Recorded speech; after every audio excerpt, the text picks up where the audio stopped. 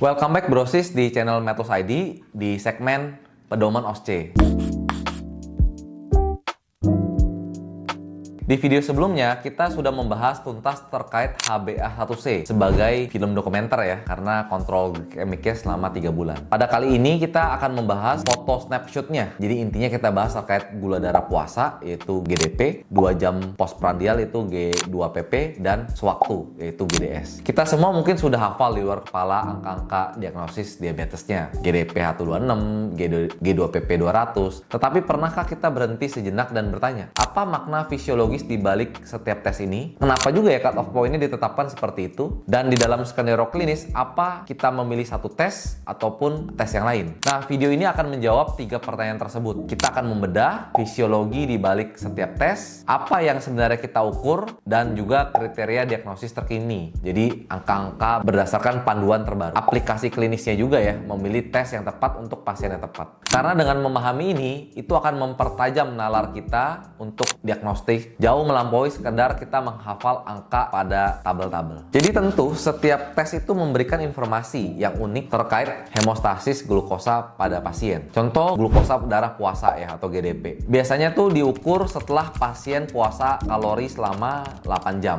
Jadi apa yang diukur? GDP itu merefleksikan produksi glukosa hepatik endogen dari gluconeogenesis dan glikogenolisis dan kemampuan insulin basal untuk menekan produksi tersebut. Pada orang normal saat puasa, pankreas itu mengeluarkan sedikit insulin untuk mengerem hati agar tidak memproduksi glukosa berlebihan. Nah, makna klinisnya, kadar gula darah puasa yang tinggi menunjukkan adanya resistensi insulin di tingkat hepar. Hati menjadi seakan-akan tuli terhadap sinyal insulin sehingga terus memproduksi pun tidak dibutuhkan. Ini adalah salah satu defek paling awal pada patofisiologi DM tipe 2. Nah, selanjutnya glukosa darah 2 jam postprandial atau biasa kita sebut G2PP. Definisi klinisnya itu diukur 2 jam setelah pasien meminum larutan glukosa 75 gram ya. Nah, jadi sebenarnya apa yang diukur? Kalau untuk TTGO itu merupakan alat crash test metabolik. Tes ini menguji kemampuan tubuh untuk menangani beban glukosa yang besar. Secara spesifik, tes ini tuh menilai 2 hal. Respon insulin fase pertama dari sel beta pankreas dan sensitivitas insulin di jaringan perifer untuk menyerap glukosa. Sedangkan kalau untuk G2PP yang tinggi itu menunjukkan adanya toleransi glukosa yang terganggu. Ini bisa berarti sel beta pankreas gagal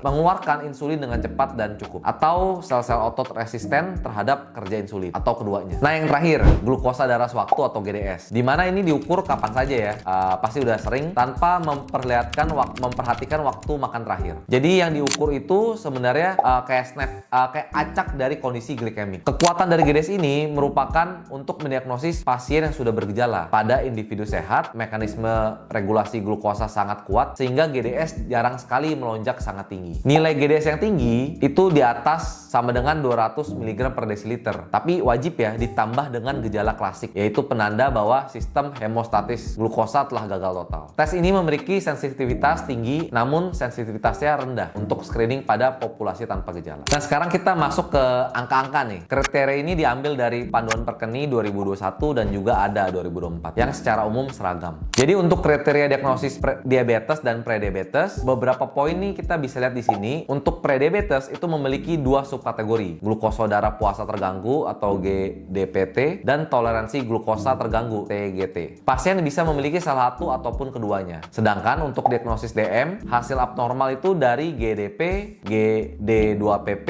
ataupun HbA1c, tetapi harus dikonfirmasi dengan tes ulang pada hari yang berbeda. Kecuali tadi ada tanda-tanda dekompresi metabolik seperti ya 3P ataupun krisis hiperglikemik. Diagnosis GDS tidak perlu dikonfirmasi jika memang udah ada gejala tadi, gejala 3P-nya, poliuri, polidipsi, polifagi, ataupun dengan penurunan berat badan yang signifikan tanpa sebab. Memilih tes yang tepat bergantung pada skenario klinisnya. Contoh nih, skenario pertama, screening pada pasien asimptomatik dengan faktor resiko pasien 45 tahun, IMT 29, datang untuk medical check up. Pilihan tes GDP ataupun HbA1c adalah pilihan pertama yang paling efisien dan nyaman pada pasien. Keduanya tidak perlu mempersiapkan yang rumit seperti puasa ya, kayak gula darah puasa ya. Nah, sekarang kita masuk ke skenario kedua. Kita coba lihat ya, jika ada hasil lab pasien menunjukkan GDP-nya 118, berarti kan masuk prediabetes. Tapi HbA1c-nya 5,5, normal kan? Nah, langkah selanjutnya ini kita harus cek lagi indikasi klasik dengan melakukan pakai TTGO. Ada kemungkinan pasien ini memiliki isolated impaired fasting glucose, namun kapasitas menangani beban glukosanya masih baik. Jadi dengan kita lakukan pemeriksaan TTGO, itu akan memberikan jawaban definitif mengenai status toleransi glukosanya dan juga mengonfirmasi atau menyingkirkan diagnosis TGT ya. Dan juga nih ada skenario ketiga, pasien bergejala di unit gawat darurat. Pasien datang ke IGD dengan keluhan haus terus-menerus, sering buang air,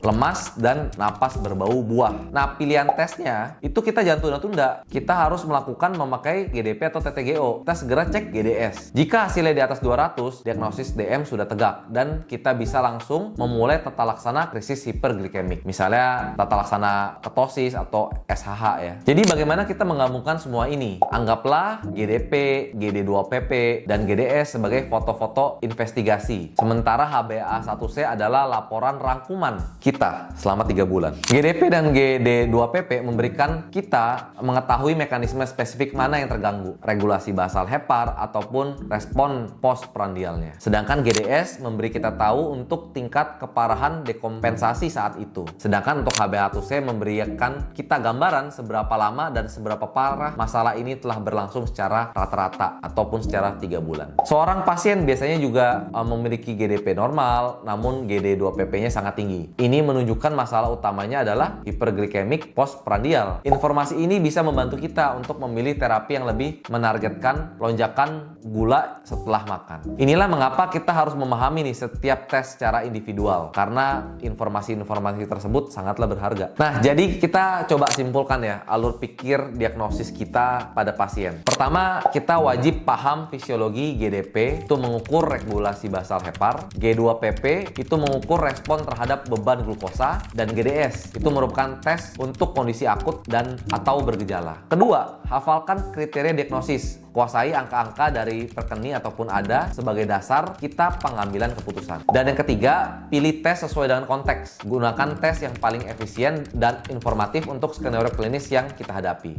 Dan yang keempat, kita integrasikan dengan HbA1c. Gabungkan informasi snapshot yang tadi dari glukosa darah dengan film dokumenter dari HbA1c untuk mendapatkan gambaran diagnosis yang komprehensif. Dengan demikian, kita tidak hanya menjadi pembaca angka, tetapi menjadi klinisi yang mampu menginterpretasi data laboratorium untuk benar-benar mengetahui nih patofisiologi pasien secara lebih mendalam. Oke brosis, terima kasih udah nonton sampai habis. Semoga video bermanfaat dan jangan lupa share, komen, dan subscribe video ini agar kita terus belajar. Kalau misalnya ada yang mau diskusi, boleh ya chat di kolom komen. Sampai ketemu di video berikutnya dan prepare dokter.